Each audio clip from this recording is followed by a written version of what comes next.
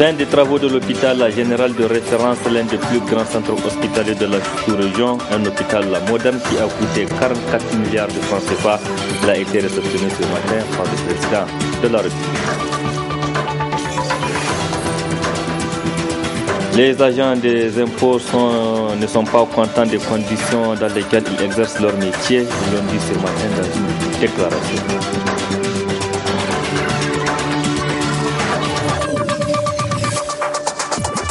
Nouvelle édition sur la télévision Labari de ce mardi 2 août 2016. Mesdames et messieurs, bonsoir et bienvenue à tous.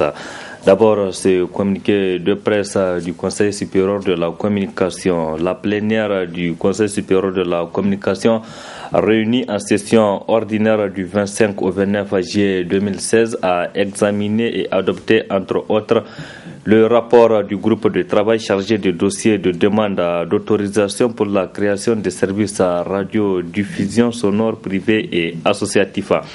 Le projet de décision modifiant et complétant la décision numéro 001-P-CSC du 12 juin 2013 portant création, composition, attribution et fonctionnement du Conseil de presse. Le rapport de la direction du pluralisme, de la déontologie et de la publicité sur le monitoring de la couverture de la guerre contre Boko Haram. Le rapport du Conseil de presse sur les plaintes et saisines d'office enregistrées. La plénière du CSC a décidé d'adresser une mise en demeure au journal L'Actualité pour violation de deux points des points 2 et 4 et 10 de la charte des journalistes professionnels du Niger relativement à la publication dans sa parution numéro 348 du 13 avril 2016 d'un article titré « Après le hold-up électoral, le roi Issoufou il est retranché dans son nid d'aigle ». Une mise en demeure au journal Le Monde d'aujourd'hui pour violation du point 10 de la charte des journalistes professionnels du Niger relativement à la publication d'un article intitulé « Ministère de l'Intérieur quand Mussolini remplace Hitler » paru dans le numéro 174 du 13 avril 2016. Après examen des rapports de la direction du pluralisme, de la déontologie et de la publicité sur le monitoring de la couverture de la guerre contre Boko Haram par la presse écrite, la plénière du CSC relève avec satisfaction le traitement responsable et professionnel de l'actualité relative sur la période allant du 13 juin au 14 juillet 2016. Le CSC encourage tous les journalistes et les médias dans le traitement de cette actualité très sensible à continuer à faire preuve de responsabilité et de professionnalisme. Fait à Niamey le 1er août 2016, signé le président du CSC, Abdurrahman Ousmane. Le quartier Tchangaray dans l'arrondissement communal Niamey 1 a l'honneur ce mardi, car c'est là-bas qu'a eu lieu la cérémonie d'achèvement des travaux de l'hôpital général de référence. Les travaux ont duré un an sur un coût global de 44 milliards de francs CFA. Cet hôpital, fruit de la coopération sino-nigérienne, le plus grand de la sous-région, a une capacité de 500 lits et de matériel de dernière génération. C'est le président de la République, Issoufou Mahamadou, qui a présidé la cérémonie et c'était en présence de nos reporters Ousmane Sidikou et Ibrahim Abdou.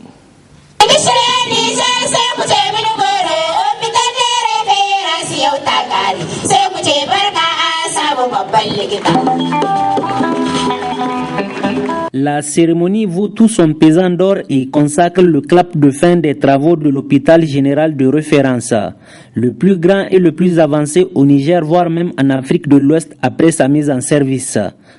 Les progrès rapides et constants enregistrés dans le domaine de la médecine imposent aujourd'hui au ministère de la Santé publique d'offrir des soins de qualité à toute la population.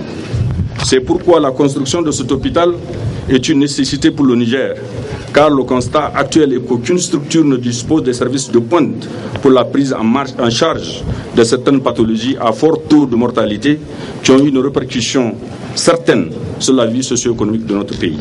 Jalon supplémentaire dans la coopération amicale sino-nigérienne. L'expertise médicale avérée de la Chine accompagnera le personnel soignant nigérien. La Chine souhaite sincèrement que la Chine et le Niger puissent renforcer leur coopération et envoyer leurs médecins infirmiers les plus qualifiés travailler à l'hôpital. Dans le travail, les médecins et les infirmiers chinois et nigériens pourront échanger, s'apprendre et s'inspirer mutuellement en vue d'améliorer la qualité de leurs soins médicaux. Cela permettra à l'hôpital de devenir un centre de formation qui forme pour le Niger des médecins et des infirmiers qualifiés et qui les envoie aux hôpitaux répartis dans les 4 coins du pays. De haut standing, avec des appareils de dernière génération, la visite guidée des locaux n'a pas laissé le président de la République indifférent. Vous avez visité les bâtiments, vous avez surtout visité les installations. C'est un hôpital très bien équipé et cet hôpital sera également animé par des grands spécialistes nigériens et chinois qui vont travailler la main dans la main. Je pense qu'avec la mise en service de cet outil, les Nigériens peuvent être satisfaits du point de vue de leur aspiration à la santé. L'épilogue de tout ce cérémonial a été marqué par la remise des clés par le diplomate chinois d'ambulance flambant neuve pour davantage d'opérationnalité de cet hôpital général de référence. Chaque année, à l'occasion de la fête du 3 août qui sera célébrée demain, des millions de plants sont plantés au Niger. Des plants donc qui, une fois grandis, leurs avantages sont nombreux. C'est pourquoi les services compétents appellent la population à bien entretenir ces arbres. Reportage à Ramatou Barté et Nasser Seydou. Ce 3 août, le Niger fête le 56e anniversaire de son indépendance. Et depuis 1975, pour commémorer cet anniversaire, les cérémonies de plantation d'arbres sont organisées tous les 3 août. Une idée bien réfléchie dans un pays comme le Niger menacé par la désertification. Les arbres sont d'une importance capitale, leurs avantages sont multiples. On peut citer entre autres l'importance écologique qui concerne d'abord l'émission du CO2 qui est indispensable à toute la vie, à toute vie sur Terre. Nous avons aussi l'absorption du CO2 qui se trouve être un gaz plus ou moins nocif et qui contribue au réchauffement de notre Terre. Les arbres contribuent à le réduire en l'observant. Et une autre importance de l'arbre qu'on peut citer, c'est l'importance économique à travers les arbres, à travers le bois de service, le bois d'œuvre. C'est des revenus qui sont tirés à travers le bois et indirectement à travers l'arbre. Quand vous regardez tout autour de Niamey, on observe un regain d'exploitation de beaucoup d'espèces d'arbres qui participent au génie civil et qui génèrent beaucoup de revenus à beaucoup de familles nigériennes. Sur le plan sanitaire aussi, l'arbre aussi a une importance et beaucoup de maladies sont soignées à travers des arbres. Aussi, beaucoup de produits pharmaceutiques sont issus des arbres. Donc, d'où l'importance de planter et de protéger ces arbres-là. Ainsi, des milliers de plants seront plantés à travers le pays. Cependant, l'important n'est pas le fait de planter, mais l'entretien. La nouvelle politique nationale de un village, un bois, une école, un bois, un centre de santé, un bois, sommes en train d'œuvrer pour mettre en œuvre, pour mettre l'accent plus sur l'entretien que sur les plantations. Au même moment que nous allons planter, nous allons aussi prendre des dispositions, en tout cas au niveau national, au niveau politique, des dispositions sont prises pour que tous les plants qui seront plantés soient entretenus, soit à travers le système de gardiennage, à travers le système de surveillance, à travers les clôtures de tous les sites qui seront plantés. L'édition 2016 de la fête de l'arbre sera célébrée sous le thème « Mobilisons-nous et changeons de comportement pour la gestion durable de nos ressources naturelles ». Et ce communiqué de presse de l'état-major de la force multinationale mixte en date du 31 juillet 2016. Il est ainsi libellé à la suite de la prise et de l'occupation subséquente de la ville de Damasak et ses environs par le secteur 4. Les troupes de l'opération Lafia Dole Nigeria ont avec succès rejoint ensemble le concours au nettoyage et à la stabilisation de cette localité.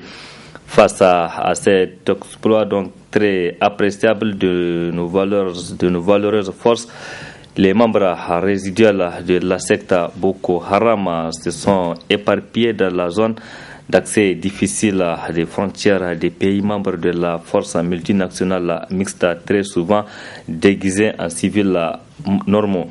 En conséquence, le commandant de la force multinationale mixte, le général de division Lamidi Adeosun, une fois de plus interpelle les bons citoyens respectueux de l'ordre légal résidant sur ces frontières, soucieux des impératifs de sécurité, à dénoncer l'arrivée ou le mouvement de toute personne étrangère dans leur localité auprès de forces de l'ordre et des autorités.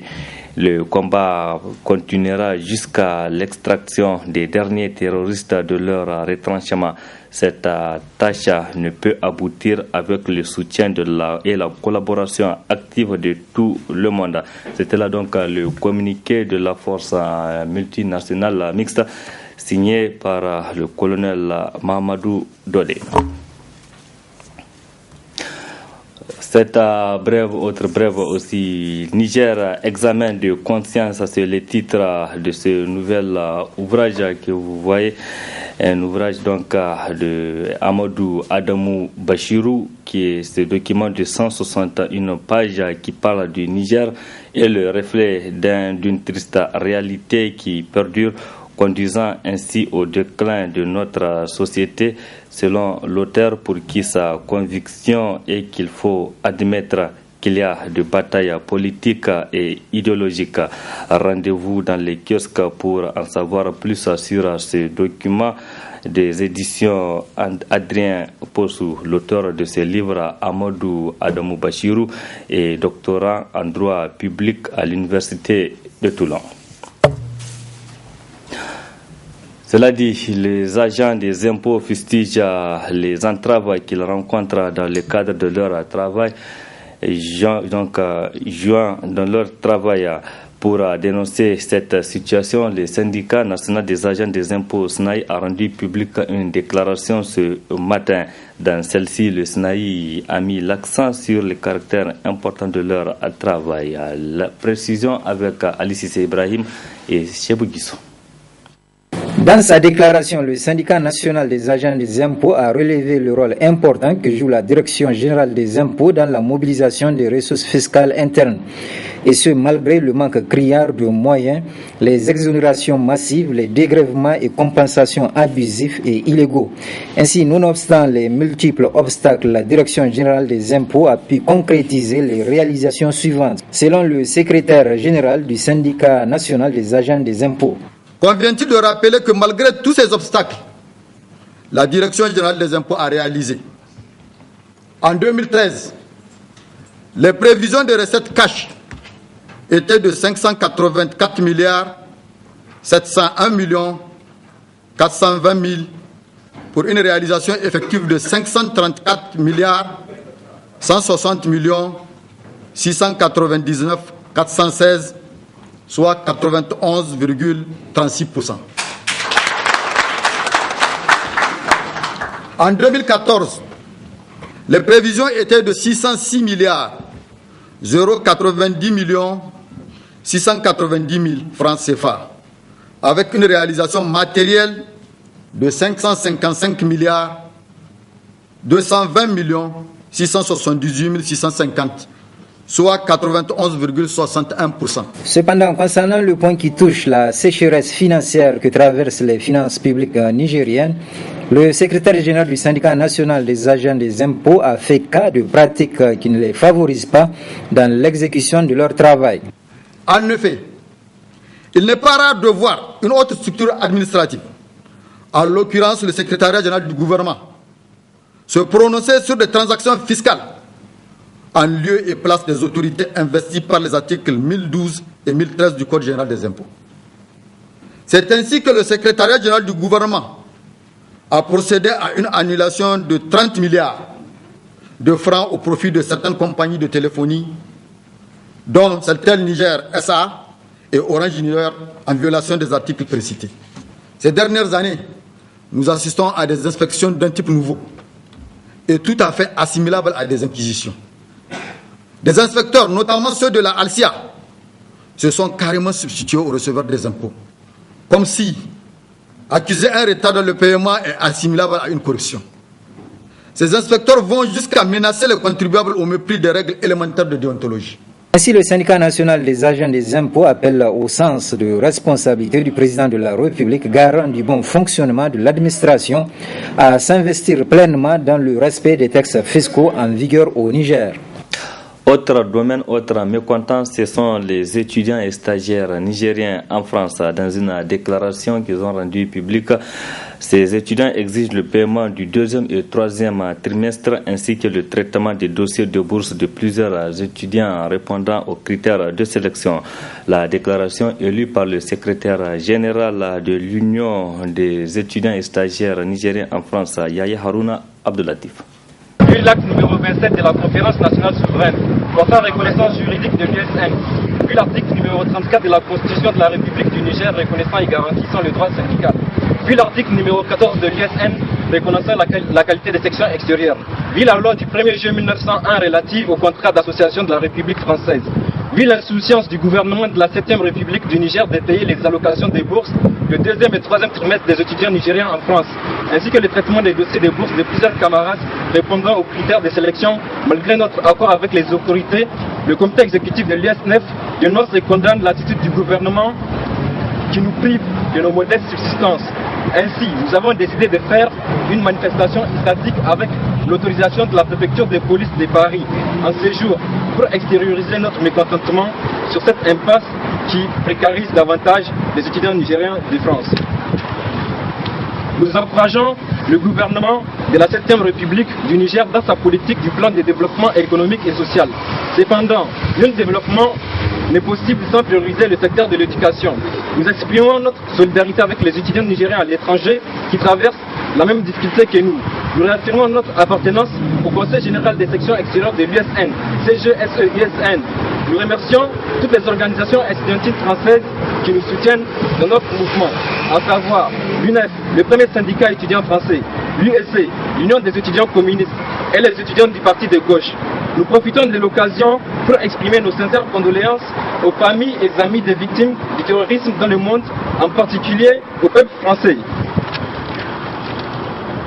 Nous devons rester unis et solidaires face au terrorisme et que les valeurs qui nous unissent soient plus fortes que la peur.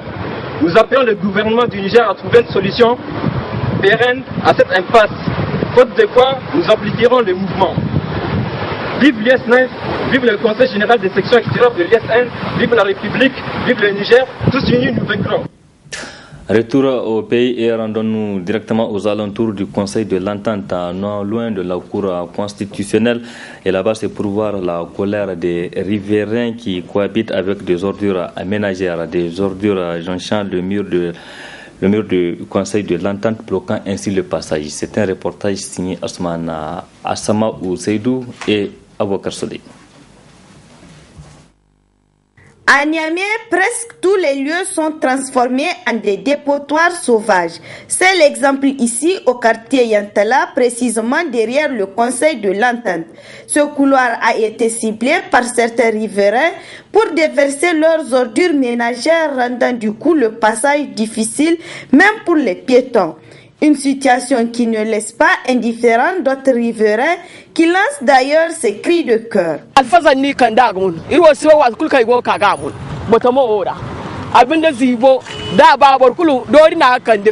viennent déverser les ordures à l'eau. Ça nous dérange vraiment. Ces ordures nous provoquent des maladies. Les mouches et les moustiques se retrouvent dans ces déchets. Moi, ce que je propose est que la mairie amende ces gens qui viennent nous verser leurs ordures ménagères.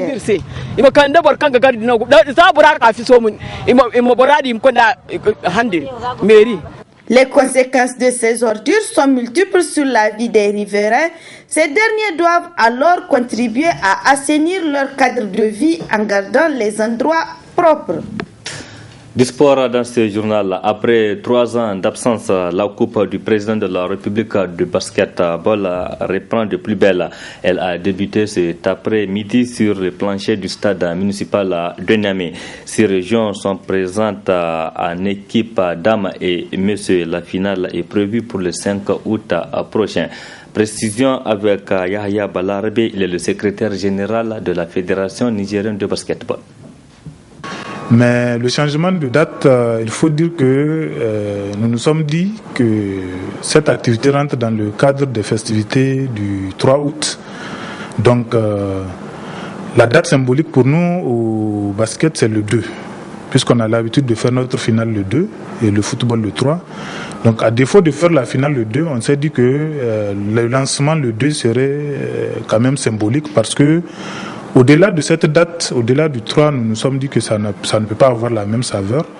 Donc ce qui nous a amené à procéder à ce lancement ce 2 août. Donc voilà. Et par rapport à ce que vous avez dit, c'est vrai, ça fait 3 ans que la compétition ne s'est pas jouée. Tout ça là, c'est dû tantôt à des conflits internes entre les différents acteurs du basketball, et d'autre part aussi la situation financière du pays. Mais malgré tout cela, cette année, on s'est dit que bon, on ne peut pas quand même laisser cette jeunesse-là qui est en train de nous observer dans cette léthargie. Et malgré le fait que ça ne soit pas financé comme ça se faisait avant, on a essayé d'approcher des partenaires qui ont bien voulu nous accompagner dans cette démarche, puisqu'il s'agit de la jeunesse. Et c'est à cet effet qu'on a pu lancer le tournoi. Donc je dirais aussi que en dehors même du fait que la date a été changée, il y a aussi un changement dans la formule, parce qu'avant toutes les équipes pouvaient venir. On s'est dit que non seulement il faut donner un caractère festif, mais aussi un caractère compétitif au tournoi. Et c'est pour cela que nous avons demandé aux ligues régionales de procéder à des éliminatoires en leur sein. Et en fonction de ces éliminatoires, on a fixé des quotas. Et ces quotas ont permis à certaines régions de se retrouver avec 2 représentants, certaines régions avec 4 et d'autres 1 représentant. Donc je pense que cela va aussi amener les régions à fournir d'efforts pour avoir encore plus d'équipes afin d'avoir plus de participants. Voilà, c'était le secrétaire général de la Fédération nigérienne de basketball, Balarabe Yahya, qui expliquait donc les conditions dans lesquelles la Fédération a finalement organisé cette année la Coupe du Président de la République. Et c'est la fin de ce journal. Merci à vous qui l'avez suivi. Restez en compagnie du programme de la radio et télévision Labari. Au revoir et excellente nuit à toutes et à tous.